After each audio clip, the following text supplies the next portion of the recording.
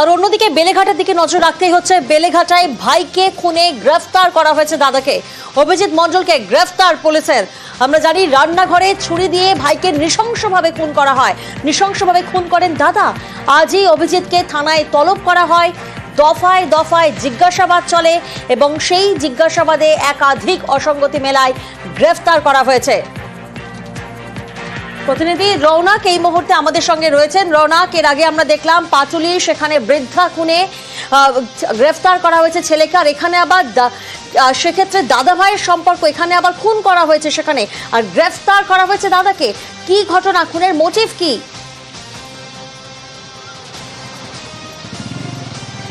দেখা একেবারে যে দেহ উদ্ধার হয়েছিল গত 27 তারিখ রোহন মণ্ডলের, ঠিক তার দাদা তার ফ্ল্যাটের নিচেই থাকতেন অভিজিৎ মণ্ডল। সম্পত্তিগত বিবাদ, দাদা তার ফ্ল্যাট বিক্রি করে দিয়েছিলেন গত কিছু মাস আগে প্রায় 4 লক্ষ টাকার বিনিময়ে, এবং এই রোহন মণ্ডলের ফ্ল্যাট হাতিয়ে নেবার কিন্তু একটা পরিকল্পনা করেছিলেন। এই নিয়ে প্রাথমিক তাদের বিবাদ শুরু হয়। তারপরে বিবাদ এমন জায়গায় যায়, রান্নাঘর থেকে যে ছুরি, সেই ছুরি নিয়ে এসে একাধিক জায়গায় এলোপাথারি কোপ মারা হয়, যার জেরে যখন দেহ উদ্ধার হয় সেখানে কিন্তু হাতে কাটমার্ক, গলার কাছে কাটমার্ক দেখে তদন্তকারী আধিকারিকরা এবং ময়নাতদন্তের রিপোর্টে আসে যে খুন করা হয়েছে তাকে। এবং আজ সকালেই অভিজিৎ মণ্ডলকে বেলেঘাটা থানায় ডেকে পাঠানো হয়। দফায় দফায় তাকে জিজ্ঞাসাবাদ করা হয় এবং জিজ্ঞাসাবাদে একাধিক অসঙ্গতি পাওয়া যায়। সেই অসঙ্গতির জেরেই কিন্তু তাকে জিজ্ঞাসাবাদে তিনিও এই বিষয়টি সামনে আনেন যে এই কারণের জেরেই কিন্তু এই রোহন মণ্ডলকে খুন করা হয়েছে। তারপরে কিন্তু এই ঘটনার জেরে গ্রেফতার করা হয় অভিজিৎ মণ্ডলকে। গত 4 মাস আগেই জানা যাচ্ছে প্রায় 4 লক্ষ টাকার বিনিময়ে নিজের ফ্ল্যাট, অর্থাৎ অভিজিৎ মণ্ডল নিজের ফ্ল্যাট বিক্রি করে দেওয়ার একটা পরিকল্পনা করেছিলেন, এবং যেখানে তিনি থাকেন ঠিক তার ওপরের ফ্লোরেই এই রোহন মণ্ডল থাকতেন, তার ফ্ল্যাট হাতিয়ে নেওয়ার একটা পরিকল্পনা করেছিলেন। তাতে বাধা দিতেই কিন্তু একটা চরম পরিণতি হয় এবং 27 তারিখ সন্ধ্যেবেলায় দুজনের মধ্যে একটা বিবাদ ঘটে এবং বিবাদ এমন পর্যায়ে যায়, রান্নাঘর থেকে যে ছুরি, সেই ছুরি নিয়ে এসে এলোপাতারি কোপ মারা হয় রোহন মণ্ডলকে।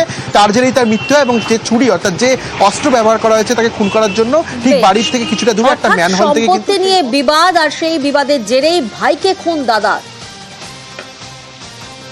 ট্রেন দুর্ঘটনায় মৃত বাংলার যুবক। ওড়িশায় ট্রেন দুর্ঘটনায় মৃত্যু হয়েছে বাংলার যুবকের। মৃত আলিপুরদুয়ারের যুবক শুভঙ্কর রায়। ওড়িশার কটকের কাছে বেলাইন হয়ে যায় ট্রেন দুর্ঘটনায় বেঙ্গালুরু কামাখ্যা এক্সপ্রেস, এবং সেই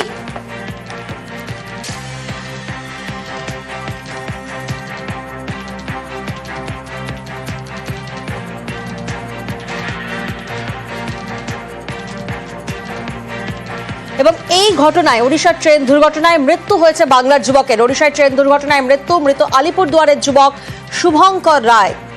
প্রতিনিধি রাজকুমার এই মুহূর্তে আমাদের সঙ্গে রয়েছেন। রাজকুমার, ওড়িশার ট্রেন দুর্ঘটনা এবং সেখানে বাংলার যুবক মৃত, কি জানা যাচ্ছে?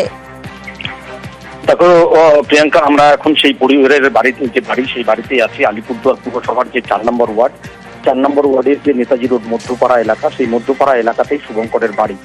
একটি টিনের বাড়ি শুভঙ্করদের, এবং যেটা জানা যাচ্ছে যে শুভঙ্করের যে মা, সেই শুভঙ্করের মায়ের চিকিৎসার জন্য ওরা ব্যাঙ্গালোরে যেত, এবং এই নিয়ে তারা 3 বার গেল, এবারও গিয়েছিল। ফেরার পথেই দুর্ঘটনার পরে কবলে পড়ে, এবং গতকাল রাত 12টার নাগাদ কিন্তু এই পরিবারের সঙ্গে কিন্তু তার যে শুভঙ্করের মা, সেই মায়ের কথা হয়েছিল। সেই সময়ই অ্যাক্সিডেন্টের পর শুভঙ্করের খোঁজ পাচ্ছিলেন না তার মা বলে এখানে জানিয়েছে টেলিফোনে। এই মুহূর্তে এই বাড়িতে কিন্তু শুভঙ্করের যে কাকা এবং পিসি রয়েছে, এর ফলে এই যে একমাত্র যে শুভঙ্কর 22 বছরের এই ছেলে, সে কাজ করে অত্যন্ত কষ্ট করে কিন্তু এই পরিবার চালাতো। ফলে স্বাভাবিকভাবেই এই ছেলেকে হারিয়ে কিন্তু কার্যত গোটা পরিবার দিশেহারা। ইতিমধ্যেই এখানে আলিপুরদুয়ার পুরসভার চেয়ারম্যান বাবলু কর, আলিপুরদুয়ারের বিধায়ক সুমন কাঞ্জিলাল এবং পুলিশ এবং রেলের কর্তারা এই বাড়িতে এসছে। বাড়িতে ভিড় লেগেছে, প্রতিবেশীরাও হা হুতাশ করছে। তার কারণ হচ্ছে শোকের ছায়া সেই পরিবারে একেবারেই। রাজকুমার, বেলাইন আপ কামাখ্যা এক্সপ্রেস দুর্ঘটনায় বেঙ্গালুরু কামাখ্যা এক্সপ্রেস, ওড়িশার কটকের কাছে বেলাইন হয়ে যায় ট্রেনটি।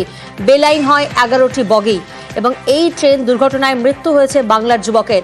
আরও একবার আপনাদেরকে জানাবো, ওড়িশার ট্রেন দুর্ঘটনায় বেঙ্গালুরু কামাখ্যা এক্সপ্রেস, বেলাইন আপ কামাখ্যা এক্সপ্রেস দুর্ঘটনায় বেঙ্গালুরু কামাখ্যা এক্সপ্রেসের 11টি বগি বেলাইন হয়ে যায়। ওড়িশার কটকের কাছে এই দুর্ঘটনা ঘটে। আবারও রেলের যাত্রী সুরক্ষা প্রশ্নের মুখে। যে ছবি এই মুহূর্তে আপনারা দেখছেন, ওড়িশার ট্রেন দুর্ঘটনা, যেখানে 11টি বগি বেলাইন হয়ে যায় এবং তারপরেই যাত্রীদের উদ্ধার কাজ চলে একেবারে যুদ্ধকালীন তৎপরতায়। ওড়িশার কটকের কাছে বেলাইন ট্রেন দুর্ঘটনায় বেঙ্গালুরু কামাখ্যা এক্সপ্রেস।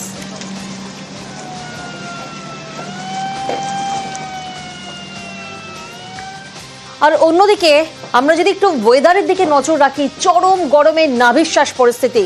মার্চের শেষেই দক্ষিণবঙ্গে তীব্র গরম, 3 জেলায় তাপপ্রবাহের সতর্কতা রয়েছে। আপাতত দক্ষিণবঙ্গে বৃষ্টির কোনো সম্ভাবনা নেই। মঙ্গলবার থেকে তাপমাত্রা সামান্য কমতে পারে। 4 এবং 5 এপ্রিল পশ্চিমের কয়েক জেলায় হালকা বৃষ্টির পূর্বাভাস হওয়ার একটা সম্ভাবনা রয়েছে। হালকা বৃষ্টির সম্ভাবনা রয়েছে উত্তরবঙ্গের পার্বত্য এলাকায়। সারা বাংলার কোনো জেলাতেই বৃষ্টিপাতের কোনো সম্ভাবনা নেই। খালি প্রথম দিন আপনার উত্তরবঙ্গের দার্জিলিং এবং কালিম্পং এই 2 জেলাতে বিক্ষিপ্তভাবে 2-1 জায়গায় হালকা বৃষ্টির সম্ভাবনা রয়েছে। 31 তারিখ থেকে শুরু করে 3 তারিখ পর্যন্ত এই কদিন পশ্চিমবঙ্গের কোনো জেলাতেই কোথাও কোনো বৃষ্টির সম্ভাবনা নেই, প্রধানত শুষ্ক আবহাওয়া। আর 4 তারিখে পশ্চিমের কয়েকটা জেলা 2-1 জায়গায় বিক্ষিপ্তভাবে হালকা বৃষ্টি হতে পারে। 5 তারিখেও আপনার কয়েকটা জেলাতে বিক্ষিপ্তভাবে 2-1 জায়গায় হালকা বৃষ্টির সম্ভাবনা আছে।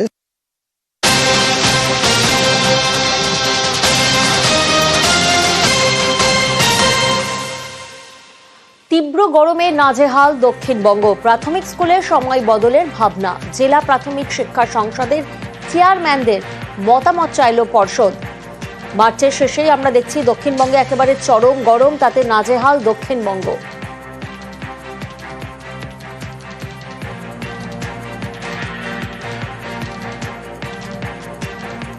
গরম বাড়ছে আর একটু এদিক ওদিক হলেই বাচ্চাদের শরীর খারাপের একটা সম্ভাবনা কিন্তু থেকে যাচ্ছে। গরমে শিশুর যত্ন নিয়ে বিশেষজ্ঞ চিকিৎসকের পরামর্শ। শুনুন। একটা বাচ্চার কিন্তু শরীরে জলের রিজার্ভটা আমাদের বড়দের তুলনায় যদি আমি প্রপোর্শনালি দেখি সেটা একটু কম।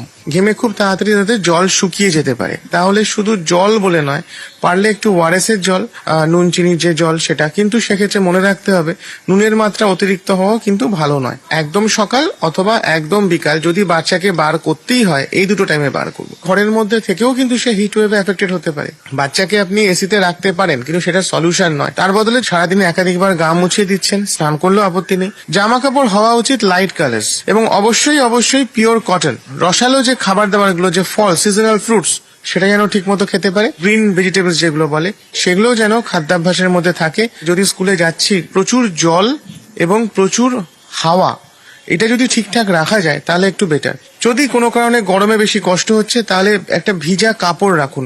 সেই ভিজা কাপড়ে নাক মুখটা অন্তত জড়িয়ে রাখা যায় এবং কন্টিনিউয়াসলি বারবার সেই কাপড়টাকে ভিজিয়ে নেওয়া, যাতে শরীরটা ঠান্ডা থাকে।